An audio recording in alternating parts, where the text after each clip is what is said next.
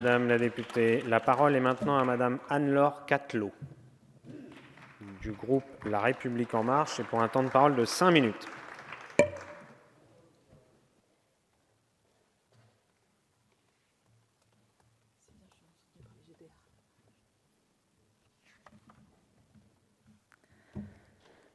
Merci, Monsieur le Président. Monsieur le Ministre, Monsieur le rapporteur général, Monsieur le Président de la Commission des Finances, chers collègues, appartenir à la représentation nationale pour porter un projet politique nouveau se nourrit d'une volonté d'un avenir meilleur pour notre pays. Mais il arrive que cette vision d'avenir doive aussi faire en sorte de rectifier des imprécisions ou des erreurs du passé, afin de rendre plus solides et plus nets les fondements sur lesquels notre action future sera forgée. Et tel est précisément, chers collègues, notre rôle aujourd'hui, en soutenant la proposition du gouvernement. Je salue l'enquête en cours qui permettra d'objectiver notre regard à tous sur la décision qui a été prise. Vous le savez, le Conseil constitutionnel a censuré, par une décision du 6 octobre dernier, la contribution additionnelle à l'impôt sur les sociétés de 3% sur les dividendes, en ce qu'elle méconnaissait les principes d'égalité devant la loi et devant les charges publiques. Le Conseil constitutionnel, qui a été ardemment critiqué par certains, est une institution indépendante, exerçant un contrôle de constitutionnalité. Il ne juge pas sur le fond, il juge sur le droit. Donc celui-ci a annulé l'intégralité de la taxe avec effet rétroactif, ce qui implique une facture de 10 milliards d'euros pour l'État, en tenant compte des intérêts moratoires.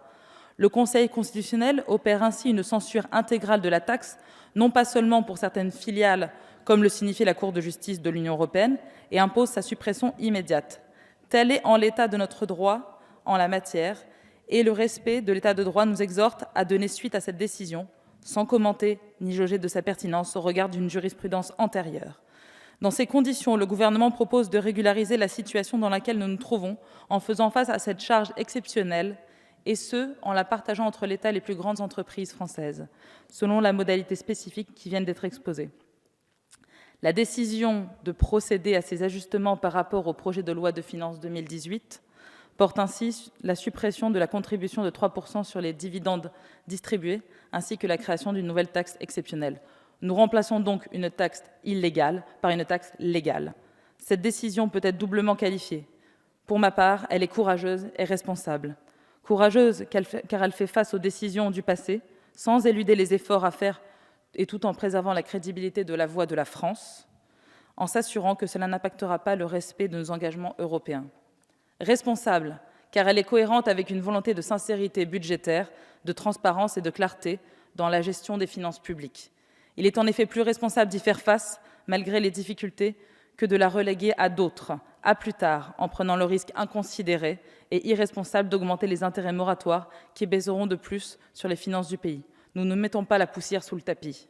Chers collègues, la raison d'être de ce projet de loi de finances rectificative est triple. D'abord, il y a une difficulté budgétaire majeure qui risque de mettre la France en dehors des clous européens.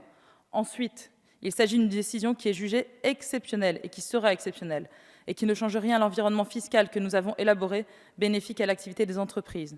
Nous conserverons donc une stabilité fiscale et un climat serein pour les entreprises. Enfin, il s'agit d'une volonté résolue et assumée de ne prendre aucun risque juridique qui impacterait d'une façon ou d'une autre les finances de notre pays. La sécurité juridique et budgétaire est donc le marqueur de ce projet de loi de finances rectificative. Nous avons ici une occasion de solder ce passé. Je vous invite à la saisir dans une attitude responsable en adoptant ce texte. Je vous remercie. Merci, Madame la députée.